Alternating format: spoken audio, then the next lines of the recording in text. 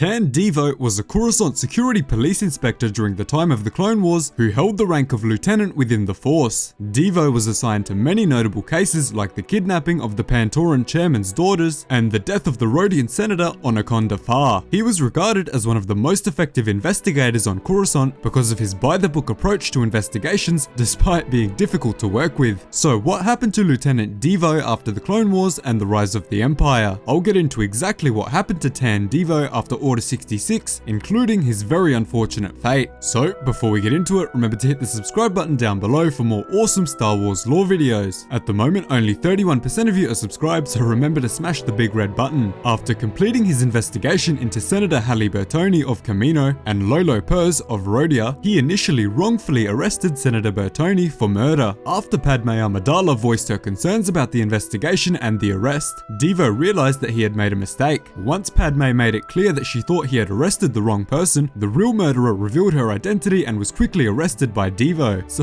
what happened to the investigator after this major mistake? Well, his reputation was damaged by the mistake in the investigation, but we're not sure if he was fired from his position or if he decided to retire from the Force, as we don't have any canon material on that so far. We do know, however, that Tan Divo had a daughter named Andressa some years later. Andressa went on to become a high-ranking member of the Galactic Empire's Imperial Security Bureau, carrying on the law enforcement tradition of her father. Andressa was listed as one of the best-performing law enforcement members in the Empire, hunting after many of the galaxy's worst scum and villainy. Now here's where things get very unfortunate for Tan Divo. Divo was stationed on the planet Alderaan in 0BBY, and he was present on the planet when it was destroyed by the Death Star. He of course died on Alderaan along with everyone else there, bringing an end to a mostly successful life of fighting crime and bringing justice to the galaxy. We fortunately know that Divo's daughter Andressa was not on Alderaan when it was destroyed by the Death Star, because she went on to have a son named Xantor. Xantor was the middle name of her fallen father, so she chose the name to honor his memory. Further continuing the legacy of Tan Divo, Xantor honored his grandfather by joining the New Republic Academy of Law Enforcement in 19BBY on Hosnian Prime. He badly wanted to become a Sector Ranger, which were the law enforcement officers who patrolled the galactic sectors for the worst criminals in the galaxy. He continued to advance in his career, striving to always improve in the name of his grandfather. By the year 34 ABY, he had climbed so high in the New Republic Police Department that he became the Commissioner of the New Republic Police Force. Once he had secured the dream role, he settled down on Hosnian Prime with his partner and had 2 children who were too young to enter law enforcement yet, but Xantor knew that they would one day go on to surpass him in the law enforcement profession. Sometime after his promotion to Police Commissioner of Hosnian Prime, Xantor began to compile case files from his grandfather's time in the Republic, his mother's time in the Empire, and his own career, into a large volume for safe record keeping. His archive of cases remained a major source of law enforcement knowledge all the way through the New Republic era. So that is everything we know about Tanavor Xantor Divo and his family after the Clone Wars and Order 66. Thanks so much for watching. Remember to hit the subscribe button down below for more awesome Star Wars lore content. Cheers guys, hope to see you in the next one.